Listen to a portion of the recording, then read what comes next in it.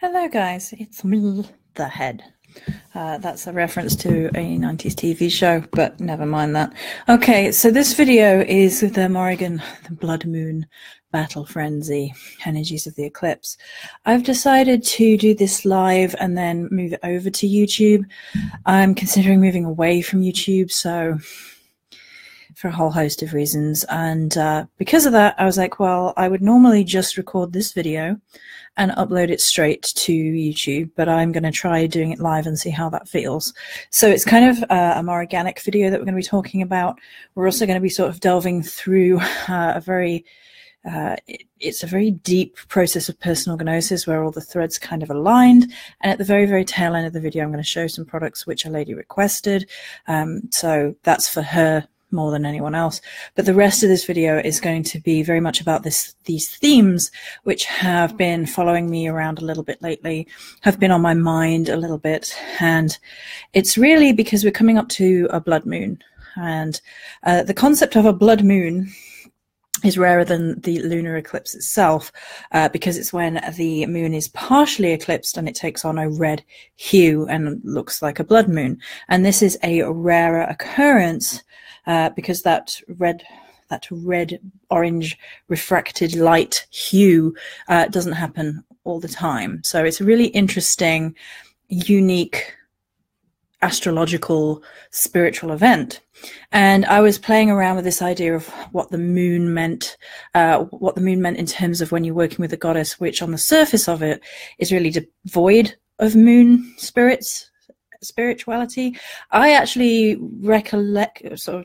I reconciled this energy by kind of turning the idea of what moon energy is presented in sort of spiritual circles for the most part on its head, because I think for lunar energies, we often present them as the moon mother. We present them as love and light. We present them as illumination. It's that gentle mother energy. And anyone who works with a goddess, dark goddess, for lack of a better phrase, hate the phrase, but it remains. And anyone who works with a dark goddess is probably looking at lunar energies from the surface of it and being like, I really want to honor my goddess at the lunar energies, but they don't fit because, you know, your Kali, your Hecate, your Morrigan, your Persephone, even Demeter. These are energies which don't line up necessarily with the kind of wholesome moon mother energy that gets presented. So I was wondering to myself if the lunar energies that are there presented are maybe one-sided and not in-depth and not really covering it. So there's an element of that. There's also a really unique opportunity with blood moons and moon eclipses, and it is a blue moon as well. And to delve a little bit deeper into what a lunar energy actually is. So it's not simply this kind of gentle, soft moon mother energy, whereas if we go a little bit deeper, if we take a different perspective, we can see how lunar energies apply to different goddesses, and we don't have to just honor dark goddesses with the dark moon. Now, I love the dark new moon energies much more than the full moon. I am not a full moon friend. It makes me want to go to sleep. And it's like, no, it's just too, yeah. There's something about it that I just want to hermit off or something when these energies come forth. But it's interesting that the way that I started to get into it was with the idea of the blood moon. So the blood and the moon. I already have a video about blood and the Morrigan. We will touch on concepts of that here, but it kind of evolved into battle frenzy is what it kind of came to. There was also some really interesting notes that I have taken around the idea of the blood moon specifically. So one's actually a biblical verse, and if you've been with me any length of time, you know that I don't really go for biblical verses. I don't really care for the most part. But this one is Joel 2:30, and it's about the apocalypse and a blood moon energy. So, and I will show wonders in the heavens and in the earth, blood and fire and pillars of smoke. The sun shall be turned into darkness and the moon into blood. And I thought that was some interesting imagery that comes forth, and it is coming forth from a biblical place. So some people would immediately out the gate reject all the imagery. But I was thinking it's quite interesting because of these themes, and this is me trying to sum up personal gnosis in one line. So themes of blood, fire, pillars, smoke, sun into darkness, black sun, alchemy, and moon into blood and blood in general are all themes that have been coming up on a personal level for some time now, and things that have been coming through in terms of what messages are kind of been sort of received from spirit in general. And there's been a great energy of personal alchemy and transformation. So this kind of blood, fire, and smoke thing lends itself to a phoenix energy, which lends itself to a burning everything down and rising up from the ashes energy. And anyone who's been with me and has followed the blog knows that the last big time I had a big integration with the Morrigan, I was in a field in the underworld, and it was like a rotting wheat field, and the message that she gave me was burn it all down. And it's not an easy thing to be shown, you know, you need to burn your entire life down. But I think a lot of us are getting that kind of energy coming through, that we need to burn it all down. We need to like reignite our passion. We need to realign with things that matter to us. We need to burn everything down to a fertile field so that we can grow anew from it. So even though that was a biblical verse, I felt that it kind of correlated really well with regards to the energy. And obviously it ties those kind of energies into a moon energy, even though it's talking about apocalyptic stuff.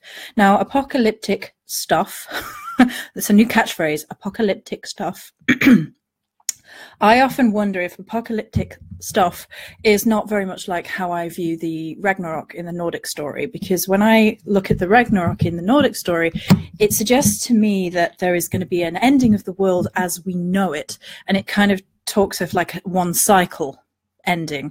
It talks about the ruling of certain gods ending, and that to me isn't so much like the end of all things for all concerned, rather as the beginning of something else, like the rise of certain other gods within the Nordic tradition. And I wonder how many of these apocalyptic storylines really tie in with that.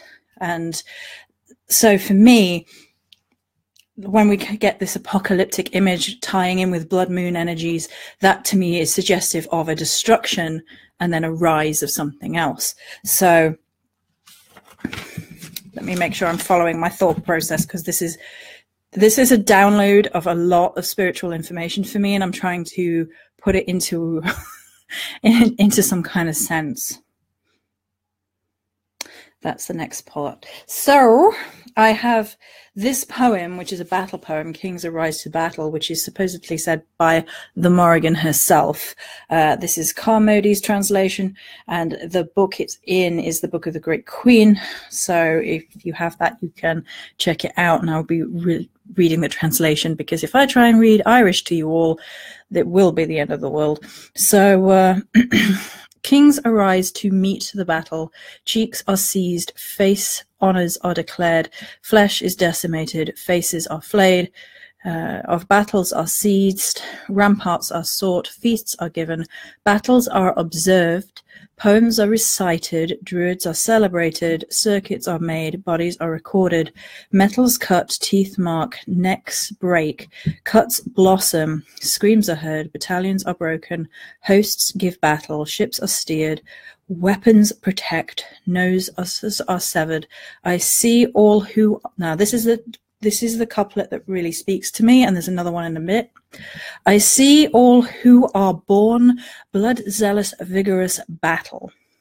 Raging raven battlefield with blade scabbards, they attempt our defeat over our own great torrents. Against your attack on the full of Fumoir, in the mossy margins, the helpful raven drives strife to our hardy hosts. Mustered, we are prepared ourselves to destroy to me.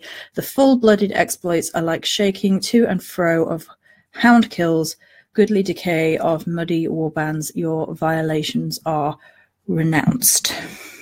So the bit that really spoke to me about this, because this kind of came up as I was musing around this idea of battle frenzy, which kind of tied into lunar energy, which I'll explain in a minute. But this kind of blood, zealous, vigorous battle, the kind of getting a fire in the blood. And I think, to me, the fire in the blood thing has been a big piece of information to do with more organic personal gnosis path working. And it's really come to the fore time and time and time again. It's really strange in some ways, because you get presented with blood imagery and you're like, okay, where are we going with this? And it came into a blood frenzy energy far more than the usual blood of the earth. So blood of the earth energy is in the other video that I have already created for the Morrigan and blood. So that one already exists. But to paraphrase it, that's to do with soaking of the blood into the earth.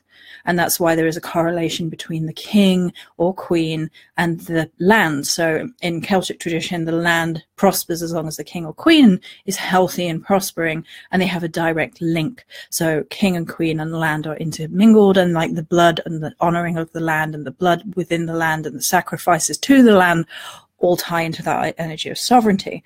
But for this time, it didn't feel like that. There is definitely a personal reclamation going on all over everywhere, like create your boundaries and reclaim yourself. But the battle frenzy energy came through much, much more. So on the surface of it, Morrigan doesn't easily equate to modern pagan associations of the moon, like we've described. However, we can step beyond that to see correlations in some aspects, particularly in the blood moon eclipse energy. So when I was saying earlier, the energy of the blood moon is a partial eclipse and then the moon goes red. That to me correlates to something which the podcast members will know about.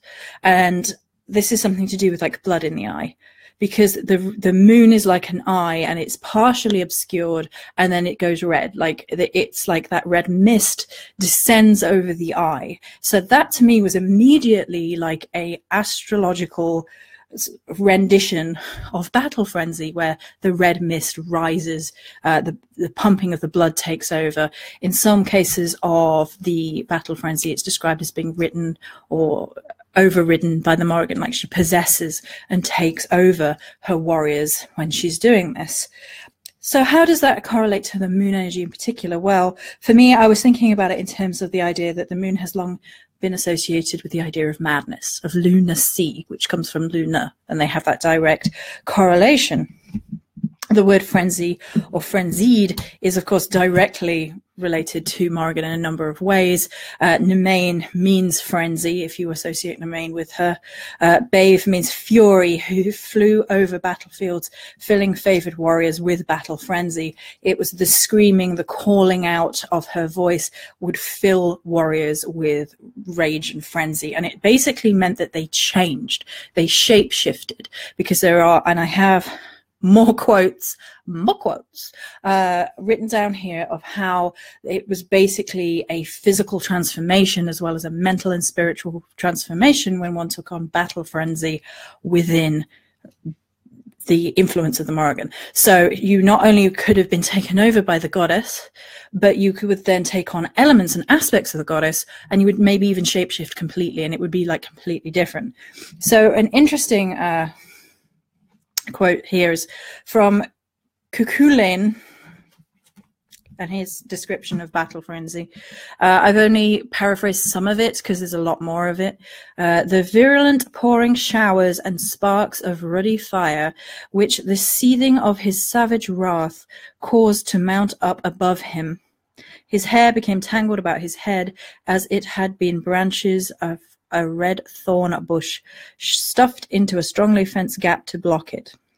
And it's also this in this passage as well, it talks about him being conjoined, his limbs bending back on each other, him becoming unhuman, animalistic in some senses.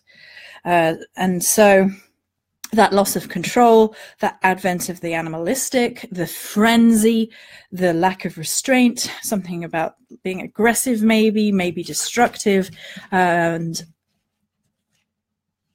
and so on and so forth. These kind of attributes of a warrior that allowed him to become more than human in the battlefield, which was obviously a very dangerous position to be in, because if he wasn't in that zone, if he wasn't fired up, if he wasn't fully within that passion, then he would maybe and quite likely lose his life. If he was losing perspective and he wasn't fully into that moment, that energy, then he would lose his life essence and he would bleed out on the field and further feed the earth.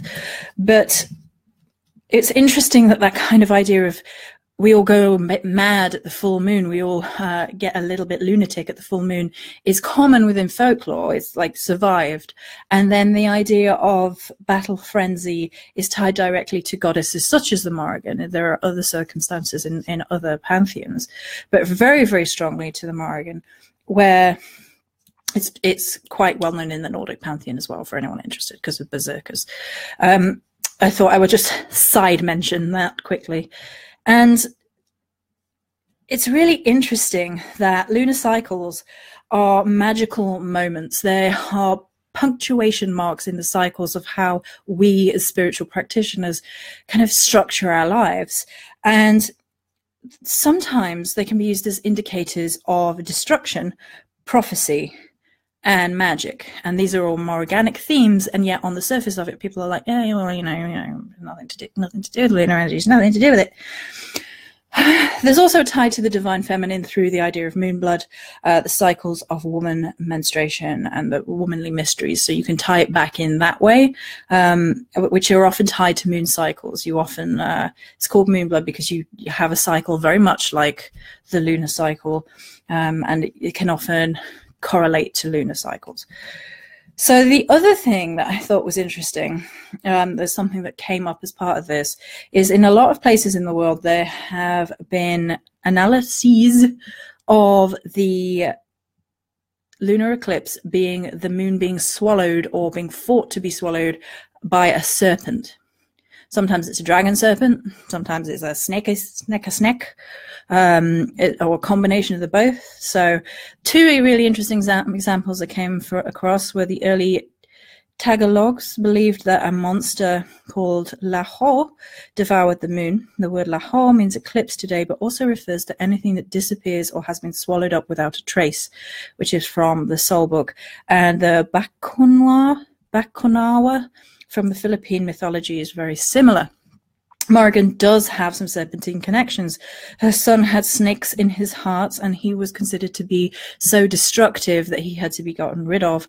And the eel is thought to correlate to the serpent. And I have a video all about snakes and eel energy, which is on the channel. That's what that finger pointing is apparently already, and that goes much deeper into that idea of the correlations between snakes and serpents and eels, and whether there a correlation between them or not.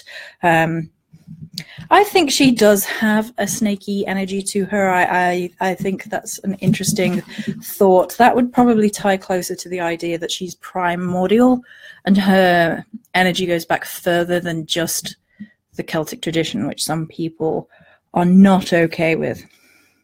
I think she's older than the Celtic tradition. She was already in Ireland. That's been documented.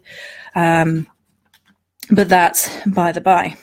The other thing that's interesting about the Celtic tradition, the Irish tradition, is that there is a lot of moon gods.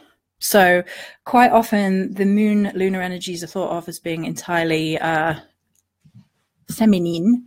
But in Ireland, there are a number of lunar deities who are masculine. That's a side note. That's not really anything to do with here, but it does sort of hint at the idea that it doesn't have to be how we think lunar energy should be presented. It doesn't have to be feminine.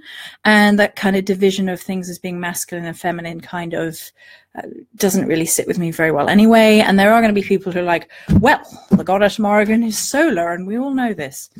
And I don't feel that way, to be honest. I can see why the goddess Mocha is considered to be solar, but when you consider Bave is a phantom, and one of the names for Morrigan is Phantom Queen, and that lends itself much better, in my mind, to shades, shape-shifting, shadows, the in-between spaces, and that's much more of a moon energy than it is a solar energy, for my mind.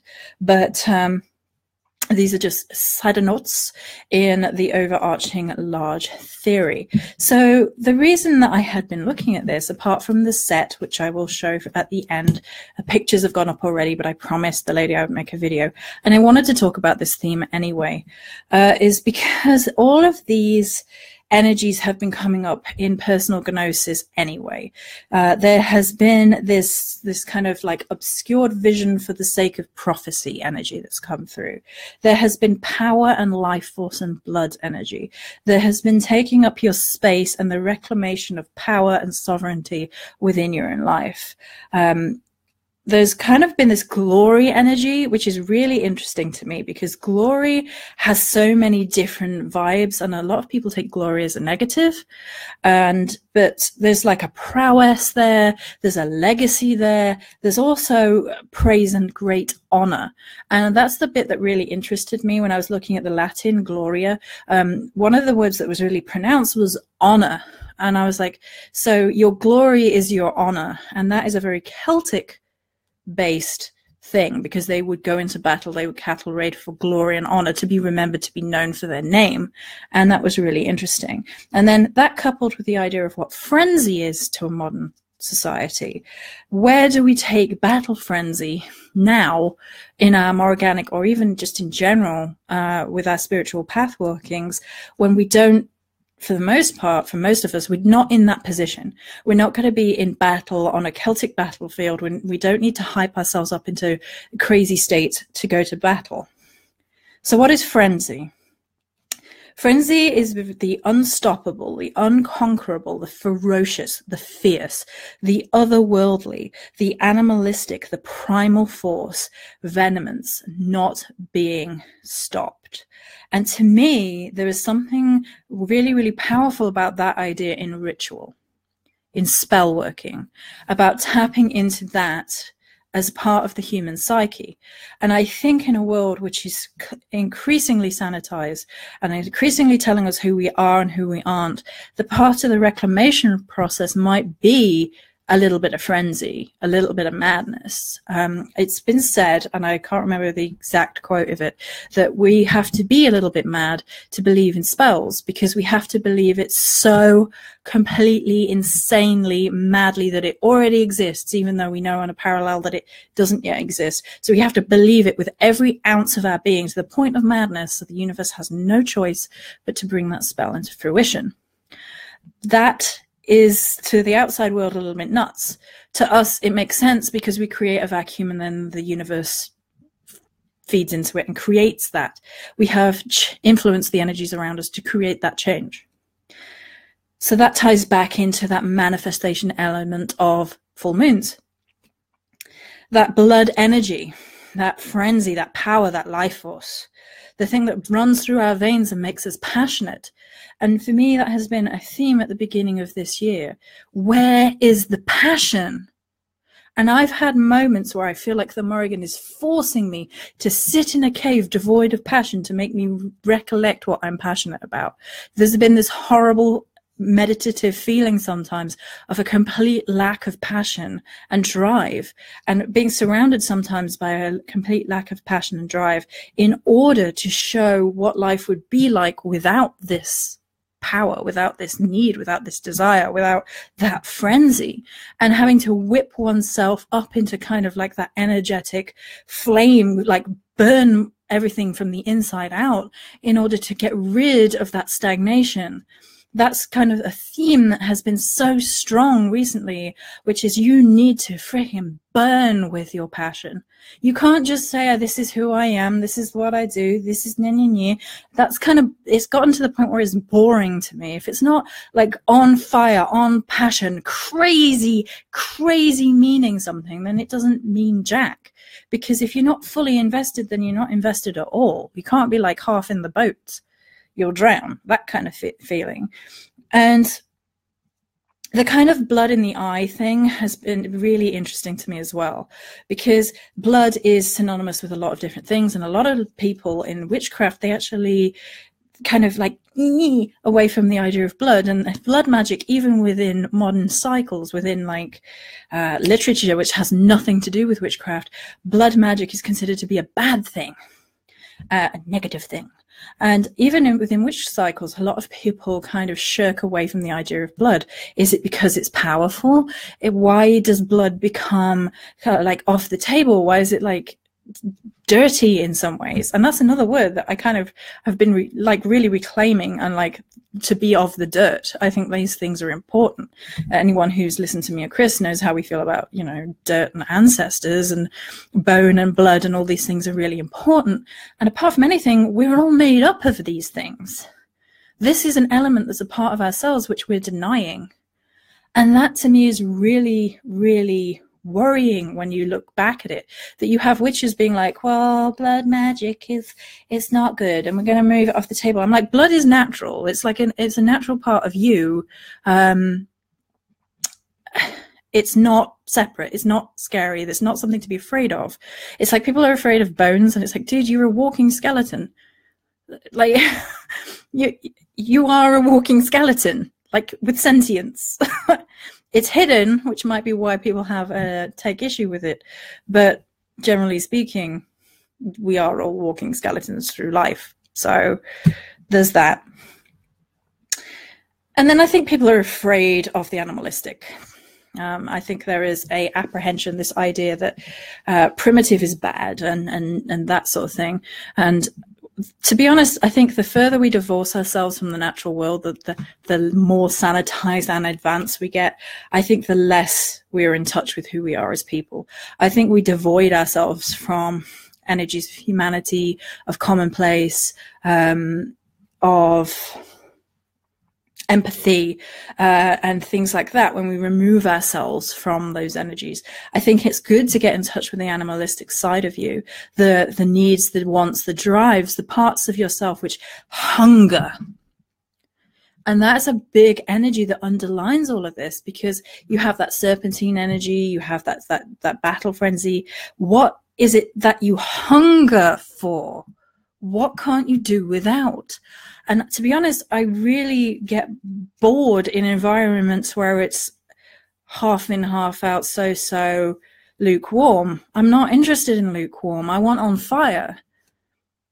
I want burn. And of course, you can burn yourself out if you're not careful. You have to make sure you're fueling yourself from the right place. And that's why you have to do what you're absolutely 100% in love with, in passion about, because then you're never going to run out of fuel. Because if you're doing whatever it is that speaks to you so deeply in the blood in your veins, is singing and humming and hungry for more, you can't get tired of that, even in the tough times. So that energy has kind of tied into this battle frenzy, Morriganic energy. What do you actually want? And I'm not talking about the things you've been told you want. I'm not talking about the things you think you might like. I'm not talking about things you're looking over the shoulder that other people are doing and thinking, I could do that. None of that. That's all boring, to be honest. I'm not interested in any of that anymore. And I've had like shadows of this coming back and back and back in my life because of Saturn and Capricorn, like copycat. And I'm like, you know what? This is boring. This is so boring that we are not evolving past this point, that we are not taking our own inspiration and like elevating. We're imitating again, and I have no interest in it. And people are like expecting me to praise them for it. I'm like, are you off? No. Go be who you are. Find your hunger, find your depth. And this has kind of fed into something else as well, which I got on my high horse and I fixed the meme, which is like, witches are this and not that, which is something else which feeds into this.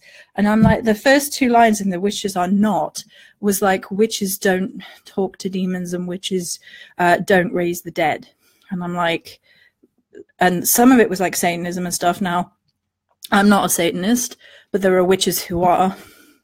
And I don't work with demons, although, you know, Christians might disagree with me, but there are witches that are. And I do speak to the dead. So you've got witches saying witches don't do these things. And they go like this. I'm like, where is the glory in this shiz? There isn't. Celebrate, get hungry, get deeper, get wilder. Be okay with the idea that witches are supposed to be a little bit crazy and a little bit dangerous. I've said in a blog post, and it keeps coming back to me, This was in another blood cycle, so it's probably why it's come to me, like when blood comes to the forefront of magical energies. So the last blog post, excuse me, was like, yes, this path is dangerous, but so are we. Like, I think we seek to be small, we seek to be sanitized, we seek to be less harmful, and I truly understand the reasons behind it. People are afraid. People are afraid of the backlash from other spiritualities. People are afraid of everyday consequences, and in some places in the world, witches are stoned to death, even now. In some places in the world, you can easily lose your job for it. And I know it happens in America. There could be biases that come through passive aggressively. That's more likely in England. Like if your employer or whoever finds out, they're more likely to be passively aggressively against you without confronting you. That's an English thing, unfortunately. It's all kind of icky. But to be honest, the smaller that we make ourselves, the more power we give to the people who would disempower us. The less noise we make, the less attention they're going to pay, the less change is going to occur. So I really feel like we're entering into this energy with this reclamation of self, but also taking up one's power. And that is kind of where the crown energy that's within this lady spell set, which I'm going to show in a minute because we're at the 30 odd minute mark, because I got on my Morrigan passion horse and didn't come down. Passion. Crowning yourself in passion. When you take it to a place of crown, a place of sovereignty, king or queen, genderless crown, whichever, you are owning your power, your magic, but also your responsibility. Because there are these things. Nathan, I've been ranting about this for 30 minutes. You're fine. So Nathan says witches have always been other, on the edge. I get fucking sick and tired of someone trying to put us in a box. Stop putting us in a box. Stop putting us in a cardboard box. Stop putting in a box.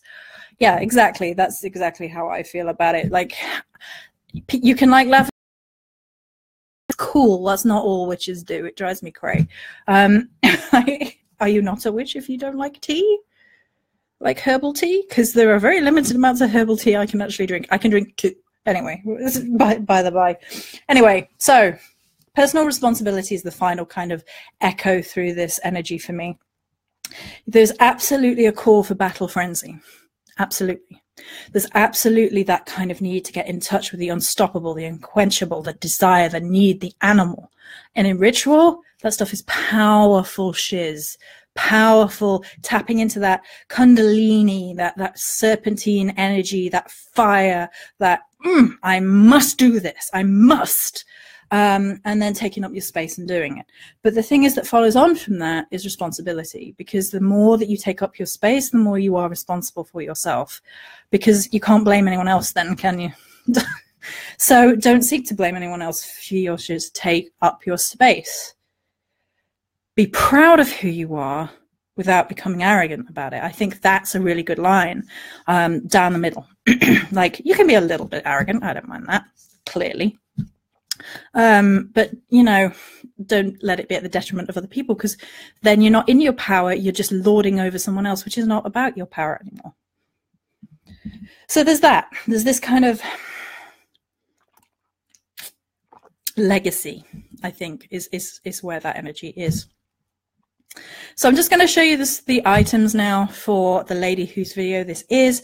This is going to be on YouTube afterwards.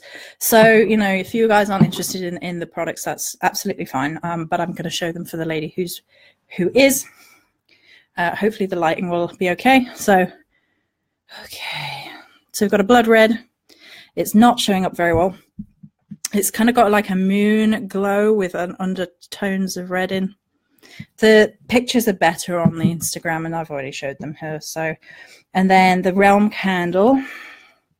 Well, the realm candle's going to work. All right. Stop showing my makeup and show that. Come on. Come on. I mean, you can see the colors. It's just not focusing because it's being a bitch.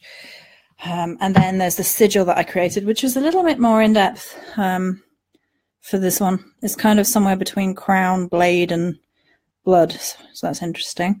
And the candles epitomize the energies of getting to a battle space, tapping into getting into a battle fury sense. So there's that energy of tapping in and creating and ritualistically getting into the space which I have ascribed.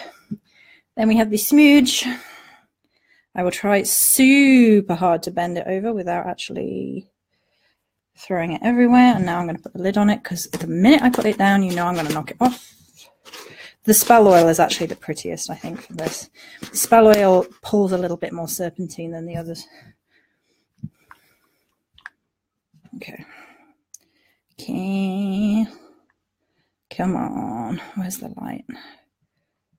Yeah. You can maybe see the reds. The lighting is not great in here. And then the anointing oil, which I tested out and I've been spelling on my wrists all day. Like,